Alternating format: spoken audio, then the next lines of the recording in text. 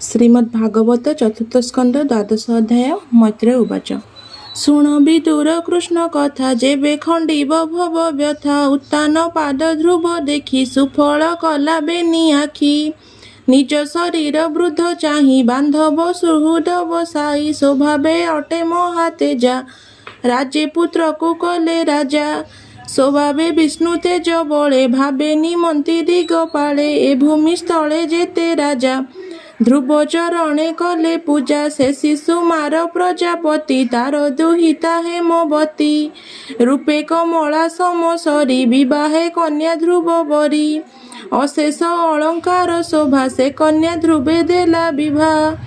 से कन्या गर्भे पुत्र देई कल्प वर्षर बेनी भाई तृतीय कन्या हिता नाम रूपे गंजई सूर्य सोम स्वभावे समीरण सुता सुगुणा सुंदरी सुनीता तार उदरे ध्रुव वीर्जे पुत्र जन्मिला महातेजे उत्कल नामे से कुमर स्वभावे महाजोगेश्वर ध्रुवर कनिष्ठ उत्तम रूपे भुवने नाही सम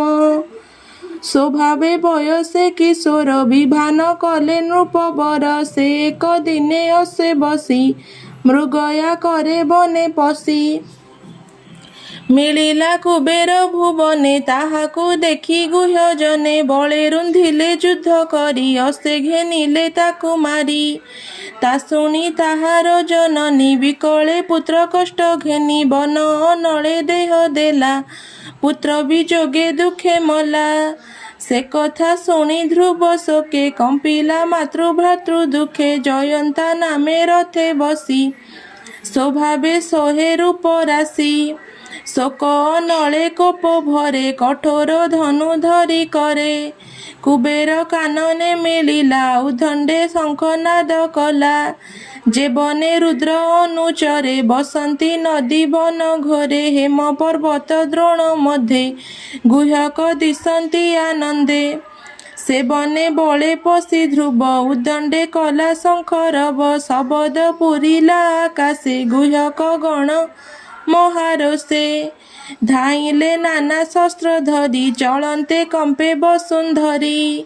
गुह्यक गणे ध्रुवे चाहि निजक दंडे गुण देई आकन्न पर्यन्ते टाणिन बिंधिले तिनि तिनि बाण ध्रुवर तीक्ष्ण बाण चले पड़िला गुह्यक कपाळे गुह्यक गण देखि त्रासे रणे भाजिले वन देशे अद्भुत कर्म देखी तार विष्णुर तेजे बलियार कहती धन्य धन्य बाणी आनंदे देव लोके शुणी से बाणी शुणी गुह्य गणे पुणी मिलिले घोर रणे पाद मारंते अति स्नेहे ध्रुव को देखी कोप मने पाद मारंते अहि जेन्हे ध्रुव को देखी कोप मने ध्रुवर रथ आगे रुंधी द्विगुण तीक्ष्ण बाण बिंधी परिघ आयुध आयुधे पशे तो मोरे सर युद्धे शक्ति रुष्टि भूषंड बाण बेगे बिंधिले गुरु टाण कोपे बिंधिले अति रुष्टे रथी सारथी पृष्ठे आयत त्रयोदश मिली सबदे ब्रह्मांड उछुली बेढ़िले अति अनायत छन्ने न दिशे ध्रुव रथ गगने मिली देव लोके कहती एक कुआरके शुभई हाहाकार बाणी देवे कहती ताहा शुणी देख ए मनु वंश सुत प्रचंडे जेसने आदित्य गुह्यक समुद्रे बुड़िला ध्रुव निश्चय नाश गला गर्जन जातु धान गणे ध्रुव जेता शुणी श्रवणे सारथी चाहि पुण्य देहा बोइला ऊर्ध्वे रथ बाहा शुणी सारथी अति बेगे रथ बाहिला शून्य मार्गे अंधार नासी सूर्य जेन्हे तेमंते दिशई गगने गगने रही मनुसुते बाण बरसे अप्रमिते गुह्यक बाण वृष्टि नासे निहार जेन्हे चंड त्रासे पवन जोगे मेघ जेन्हे निर्जने उड़ंती गगने गुह्यक गण नाश करी पुणी बिंधिले रोष भरी ध्रुव नाराज तीक्ष्ण मुने पड़िले गुह्यकर सैन्ये गुह्यक देहे बाण पड़ी शुभे कि मेघ घड़घड़ी सर्वे पड़िले भूमि गते पर्वत जेह्ने वज्र घाते शिरे भेदिला भल शस्त्र बाण बिंधंती निज गात्र मुंडे पड़िले भूमिस्थल विराजे किरीट कुंडल हृदे विराजे हेमहार विराजे मुष्टिक केयूर शस्त्र समूहे सर्जा करी बेगे शोइले प्राणहारी जेबा बंचिण गले रणे भये लुचिले घोर बने सिंहर त्रासे जेह्ने मृगे भये पलांती दश दिगे ध्रुव जे दश दिग चाहि देखई रणे केही नाही कहे सारथी मुख चाहि ए पुरे पशरथ बाही दहन करिबी अनले जेबा अछंती गुह्य बळे सर्व मारिबी भातृ छळे तु एबे रथ बाहा बळे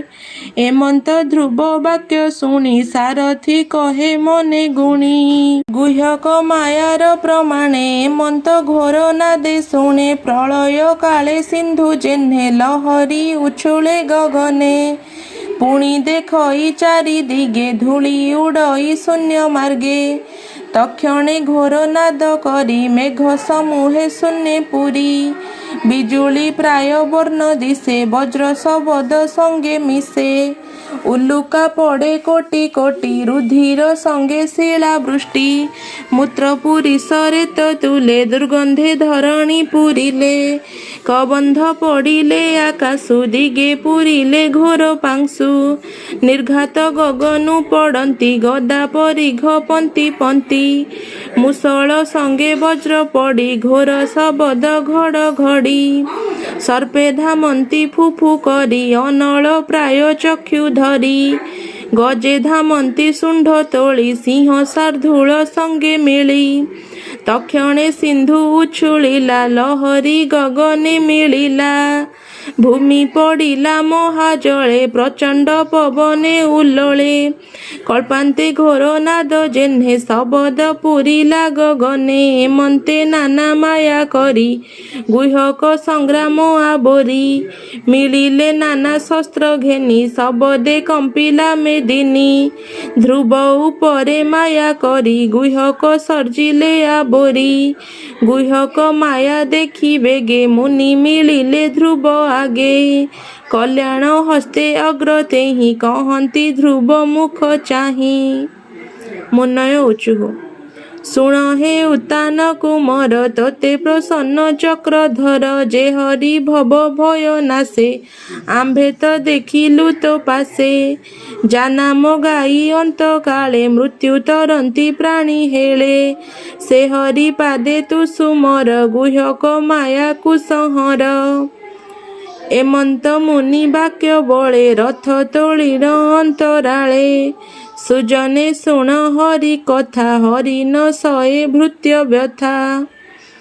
से हरि जस हृदय चिंतक हई दास जगन्नाथ इति श्रीमद्भागवते महापुराणे पारमहंस्यां संहितायां 82 चतुर्थ स्कन्धे गुह्यक मायायुद्धकरणे नाम 12 अध्यायः।